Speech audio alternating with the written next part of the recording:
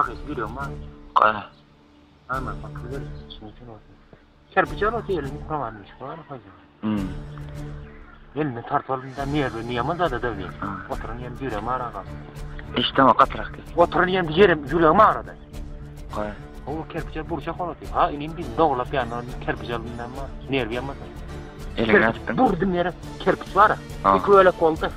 Şunlar nervim yaman ben. Korkup aşağıma o içimde. Kerpiç var bütün kerpiçin tarpa. Burçak vurduydım. Kerpiçin tartıp vurdum yere. Bütün kerpiç var. Bütün kerpiç. Böyle kol demartarım. Şunlar nervim yaman. Burcum yok ya. El titredi mi? El titredi nervim. El titredi. Yo anten aktarıldı. Han getir bir gör var alsın yine. Dur.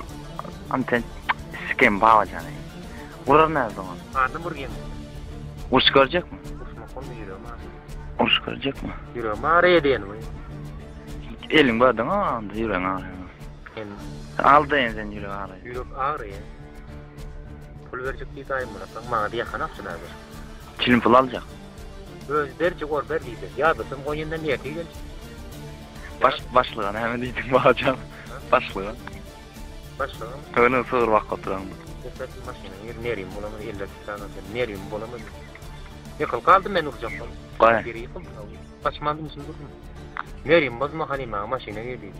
Öldüğüm hiç kim. Nereyim bozmadan maşineye geliydim. Ner çıdamaya gir maşine oldu. Kendim orkup yaşamam. Bir çıkar. Ne ama sığırın çıkar diye mi? Sığırın bakma. Yerde yatıp çağıl aldı. Nerim yaman. O yerine çağıldı.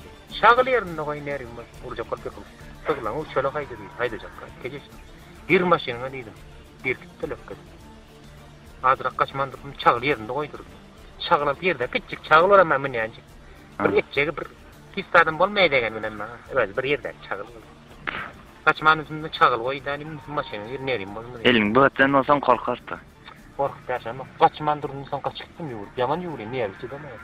Çağılı yerinde el titrağı kaldı. Nereyimden kakarım gelen bildiğinden götürmesinden maşine getirdim. Osmak olma yüreğim bana.